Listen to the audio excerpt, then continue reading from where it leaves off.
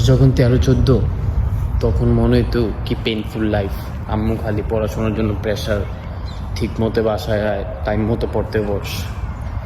তখন মনে হতো যে ইস, যদি 25-26-এ যাইতাম, আমার বয়স যদি তখন এত হইতো, তখন তো আমার আম্মু আর কোনো প্রেশারই দিত না। আমি আমার মতো রিল্যাক্স ভার্সিটি, কলেজ পড়াশোনা করতাম, কোনো প্রেশার নেই। কিন্তু এখন যখন 25-26-এ আসলাম, তখন মনে হলো যে আসলে আমার ওই লাইফটাই বেস্ট ছিল। তখন আম্মু প্রেশার দিল, ওইটাই ভালো ছিল। কিন্তু আমরা 25-26-এর এই বয়সে একটু ফ্রিলি এনজয় করার জন্য, লাইফ কাটানোর জন্য আমরা আমাদের ওই সময়টাকে, শৈশবকাল হারিয়ে ফেললাম। বাট মিস করি খুব। তো কি আর বলার, এটাই জীবন। ওই লাইফটা যখন কাটাইছে, অনেক মেমোরাইজ, অনেক স্মৃতি।